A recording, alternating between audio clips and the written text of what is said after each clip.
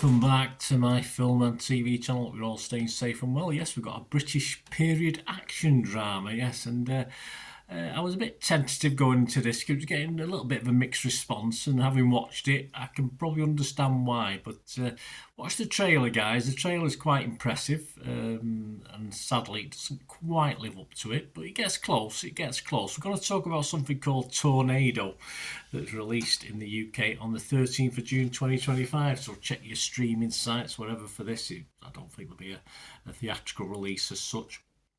It was written and directed by John McClane. Yes, nothing to do with Die Hard, I assure you. Starring in this, yes, we've got Koki, Jack Lowden, Takira Hira, Tim Roth. It's always nice to see Tim. Joanne Whalley, Rory. Always nice to see Joanne Whalley.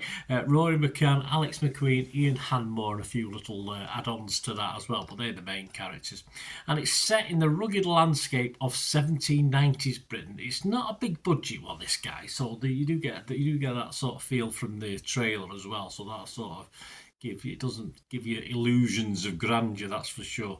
And Tornado is a young and determined Japanese woman who finds herself caught in a perilous situation when she and her father's travelling puppet samurai show, it must have had them in those days, crosses paths with a gang of ruthless criminals led by Sugarman. It's quite entertaining, actually, the act. It's very good.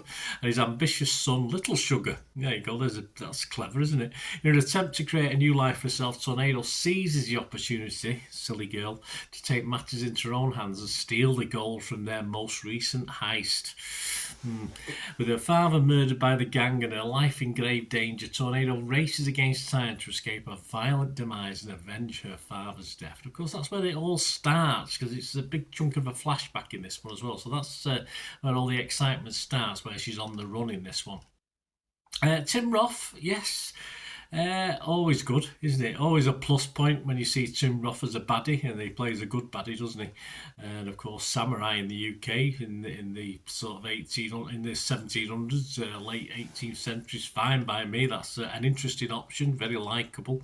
I just felt this could have been better at times. 90 minutes, so it was perfect timing. But I think, if it had been a little bit better, I wouldn't have minded longer, which is not like me. I'm quite happy with 90 minutes for a film, but we need a little bit more character development. Certainly would have helped. And I agree with Josh Slater Williams of IndieWire website, who scored it 67, so it's a good score, and said, despite considerable thrill throughout, McClane's writing makes it seem as though his characters never actually existed in their world before the film started. Yes, we don't get any real background.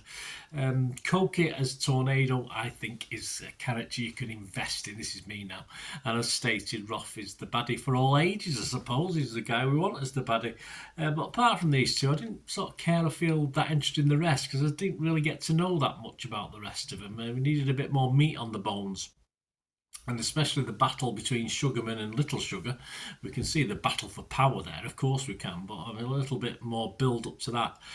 That could have been more fully explored as well, and the gang dynamic, if you like, the chemistry. It just needs a little bit more work to it. Everything's all you've been dropped into this, and you just have to make your own assumptions, which is fine, but it's nice to get, to make you invest, you need a little bit more backstory. But of course, no doubt the budget limitations had a bit of a big say, but I felt there was potential even allowing for that in this as well.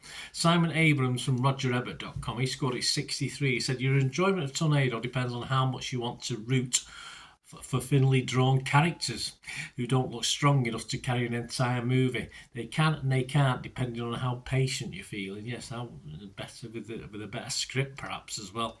And a big chunk, as I said, of this film is shot in flashback. Say we see the girl on the run. That's the first thing we see in the film.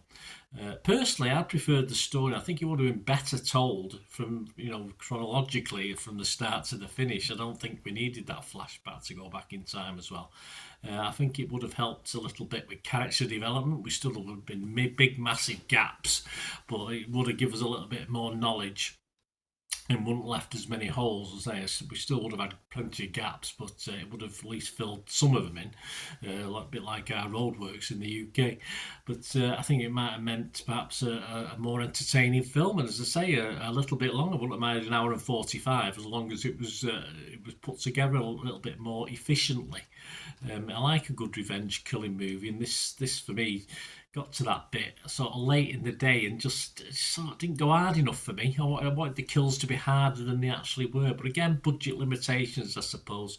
Andrew Crump from the AV Club website, he really liked it. He scored it 75. He said it's more that the specific combination of jicky period piece, Highland character study, and frontier justice that's new, making Tornado a harrowing, blustery, violent amalgamation of an idiosyncratic spirit. There you go. I need a dictionary for that, but I'll let you decide. I think Andrew liked it, didn't I? But I think he's given it far more praise and words that it probably needs. Thesaurus, please. Jim Vorrell from Paste website, a little bit more sort of down to earth, 67 out of 100. He said it's arguably led astray by an imperative to swing in the direction of pulpier and sellable revenge stories. Nothing wrong with that. Backloading its genre goods so deeply that when they finally arrive late in the game, they derail the more contemplative mood that has been established. I didn't feel it was that sort of mood. Tornado is left stranded between tones, set adrift without a rudder. But yeah, he is right. I think Jim's trying to get at it there. It's all a little bitty in the end, unfortunately.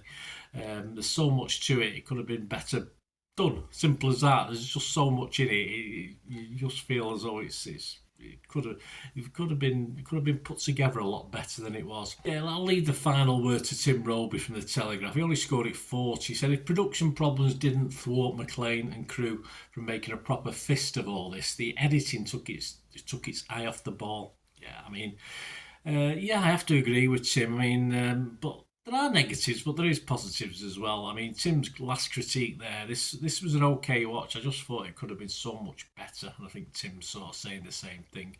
A few script tweaks, a little bit more work, a little bit more background, perhaps. And yes, it may have cost a few quid more, unfortunately, to get that, but it's such a shame because I say if you watch the trailer, if you read the synopsis on Wikipedia, for instance, it's an interesting story. It is a good story. It's set up for a revenge thing, but it's set up for other things as well, and a bit of poignancy in there as well that doesn't exist. It's such a shame. It just didn't work right when it was put on the screen, unfortunately, or they put it together. Others, yeah, Rotten Tomatoes, they quite like it. 64% positivity, 42 were fresh, 24 rotten, but that's a big chunk of fresh. That is now 43 fresh and 24 rotten because I've marked this as fresh. The website says, marking writer-director John McClane's welcome return to the Western genre, Tornado's melange of tones doesn't always cohere, but is unique enough to be worth giving a whirl. Yeah, I think that's a good sum up. Metacritic there averaged just 57 out of 100. 8 were positive, 7 were mixed, and there's only 1 negative, although that now reads 9 positive, because I'm positive on this as well. 7 mixed, even though I'm not going to give the greatest score. 7 mixed and 1 negative. Rotten Tomato users, Joe Public, you and me, 3.4 out of 5. Internet Movie Database, just under 1,000 scores and reviews as I'm recording this on the 5th of July 2025. And it's getting a 5.9, so just slightly under that watchable score I like to see. And yeah, I'm going to come a little bit less. I'm going to go 5.5 because I thought, great, but this could have been a 6.5, 7 if it had been told a little bit better, a little bit more money spent on it. It's not all about money, of course, with these things, but even with what we get and money, the script could have been, the background to the characters could have been better. So I am going to give it a 5.5, and it just below me. Totally recommending it, but as I said, great trailer, and the outline story is excellent. Just not perfect execution for me. Just all a little bit undercooked, which is a shame because they missed a great chance with a very good story set in an interesting time, of course. Which, as I say, with a bigger budget, who knows what we might have got with this actually, with a bit of a chunk. If we'd gone elsewhere, a bit of co-production or co-funding thing between the US, Australia, UK, Ireland, whoever it is combined. I think we might have got a little bit of a better product out of this. There you go, guys. Thanks for watching.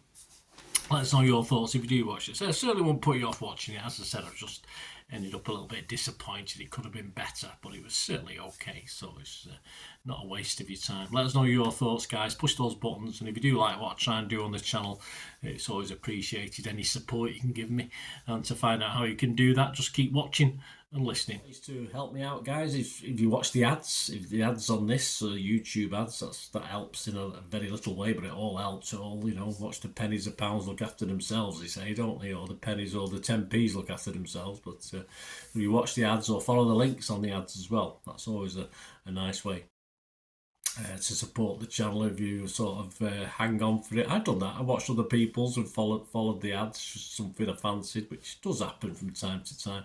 Of course, you can support me by pushing that subscribe button as mentioned earlier, and that's of course pressing the button so you know when these vlogs are coming out. And of course I'm always interested in your opinions, and of course if you can give us a like, that'd be wonderful as well. So thanks for watching, guys.